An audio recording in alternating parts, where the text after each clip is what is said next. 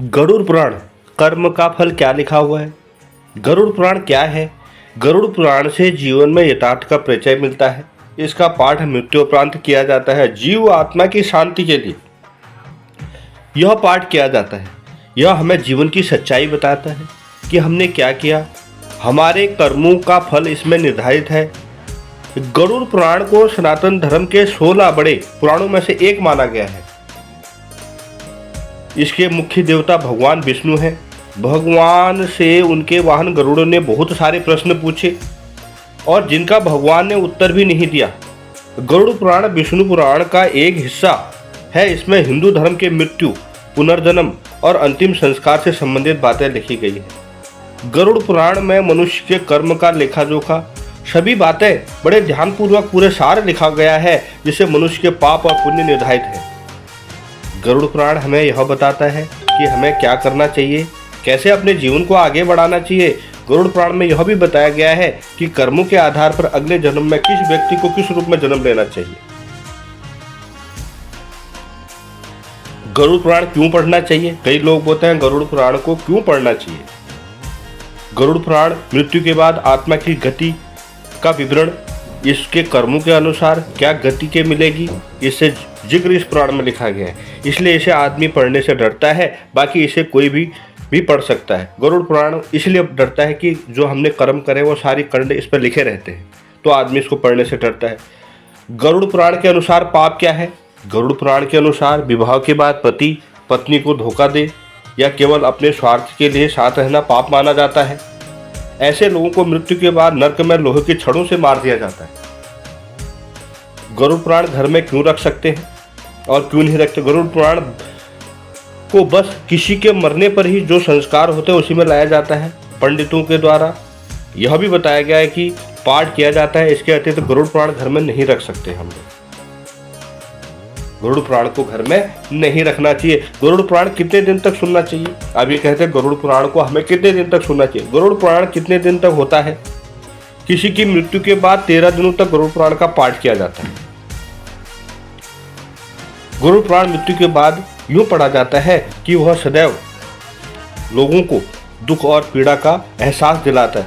मृत्यु के बाद जीवन, अंतिम संस्कार, पुनर्जन्म, तो मीमांसा का विवरण से इसी में मिलता है, क्योंकि गरुड़ पुराण ही एक ऐसा सत्य है जो आपके कर्मों की सारी व्यथा लिखता है।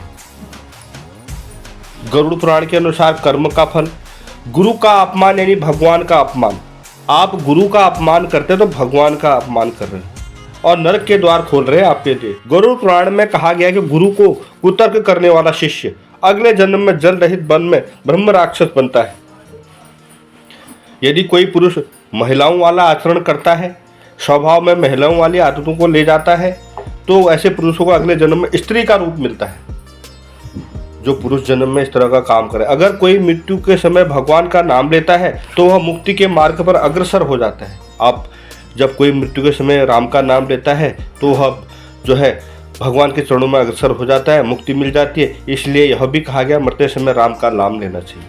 मरते समय सदैव राम का नाम लेना चाहिए। स्त्री की हत्या, गर्भपात कराने वाला, भिल्ल रोगी, गाय की हत्या करने वाला, मूर्ख और कुबड़ा, ये दोनों नरक की यातनाएं भोगने के बाद अगले जन्म में चांडाल योनि में पैदा होते हैं।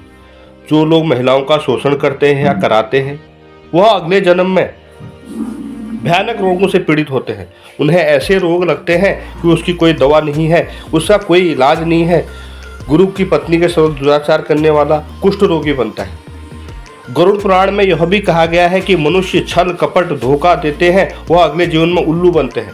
वही झूठी गवाही देने वाला दूसरे जन्म में अंधा पैदा होता है। कभी भी आप झूठी गवाही ना दें, आप अगले जन्म में अंधा पैदा होंगे, क्योंकि किसी को दुख पहुंचाना आपके लिए सबसे बड़ा कष्ट है। आप कष्ट वाला कार्य कर रहे हो, वह सबसे बड़ा पाप माना गया है। वह अगले जन्म में पूरी सृष्टि को नहीं देख पाया, अंधा पैदा होगा। क्या आप ऐसे कार्य करेंगे?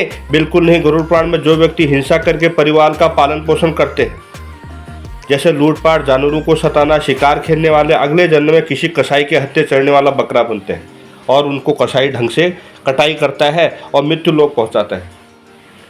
तो हमें भी अच्छे कार्य करने चाहिए। गरुड़ पुराण हमें यही शिक्षा देता है कि सदैव अच्छे कार्यों में आगे बढ़कर जीवन को सुखमय बनाना चाहिए और इन कष्ट भरी जिंदगी में यह जीवन बड़ा अनमोल है। इस जीवन को हमें सदैव भक्ति के मार्ग पर चलकर सनातन धर्म की सदैव जय करनी चाहिए, क्योंकि कुछ समय के लिए धरती पर आए हैं, कुछ समय के बाद चले जाना है। खाली हाथ आए थे, खाली हाथ जाना है। तो हमें ऐसा कार्य नहीं करना चाहिए जिससे जीवन नष्ट हो। इस जीवन को 84 करोड़ योनियों में 84 लाख योनियों में यह जीवन मिला है, इसे हमें कुछ अच्छा करके जाना चाहिए। जय श्री कृष्णा, जय श्री राधे। और आपको यह वीडियो कैसी लगी कमेंट माध्यम में जरूर बताएं। जय श्री कृष्णा जरूर लिखें। जय श्री राधे, जय श्री कृष्णा।